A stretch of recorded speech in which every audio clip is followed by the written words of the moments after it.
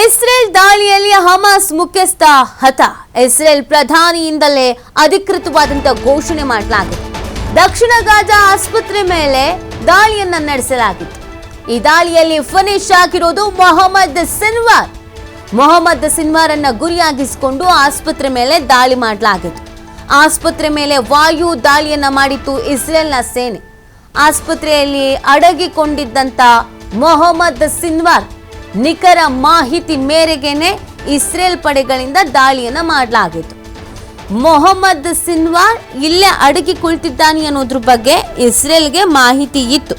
ಅದರ ಆಧಾರದ ಮೇಲೆಗೆ ಈ ಒಂದು ದಾಳಿಯನ್ನ ಮಾಡಿರುವಂಥದ್ದು. ಫೈನಲಿ ಇದೀಗ ಫಿನಿಶ್ ಮಾಡಲಾಗಿದೆ. ಮೊಹಮ್ಮದ್ ಸಿನ್ವಾರ್ನನ್ನ ಫಿನಿಶ್ ಮಾಡಲಾಗಿದೆ ಅನ್ನೋದ್ರ ಬಗ್ಗೆ ಮಾಹಿತಿ ಸಿಗ್ತಾ ಇದೆ.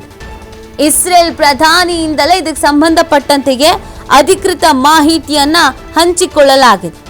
ಅಧಿಕೃತ ಮಾಹಿತಿ ಲಭ್ಯ ಆಗಿರೋದು ಹೌದು, ಈ ತರ ನಾವು ಕಾರ್ಯಾಚರಣೆಯನ್ನ ಮಾಡಿ ಅದರಲ್ಲಿ ಸಕ್ಸಸ್ ಆಗಿದ್ದೀವಿ ಅನ್ನೋದ್ರ ಬಗ್ಗೆ ಮಾಹಿತಿಯನ್ನ ನೀಡಲಾಗ್ತಾ ಇದೆ.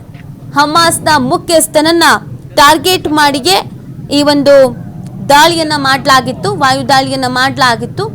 ಅದರಲ್ಲಿ ಸಕ್ಸಸ್ ಆಗಿದ್ದಾರೆ. ದಕ್ಷಿಣ ಗಾಜಾ ಆಸ್ಪತ್ರೆ ಮೇಲೆ ದಾಳಿಯನ್ನ ನಡೆಸಲಾಗಿತ್ತು. ಮೊಹಮ್ಮದ್ ಸಿನ್ವಾರ್ ಆ ಹಾಸ್ಪಿಟಲ್ ನಲ್ಲೇ ಇದ್ದಾನೆ ಅನ್ನೋದ್ರ ಬಗ್ಗೆ ಮಾಹಿತಿ ಇತ್ತು.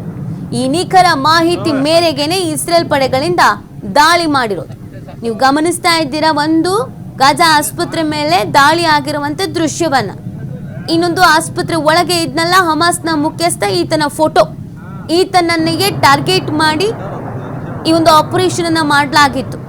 ಅದು ಸಕ್ಸಸ್ ಆಗಿದೆ ಅಂತ ಇಸ್ರೇಲ್ನ ಪ್ರಧಾನಿಯೇ ಅಧಿಕೃತವಾಗಿ ಮಾಹಿತಿಯನ್ನ ಹಂಚಿಕೊಂಡಿದ್ದಾರೆ.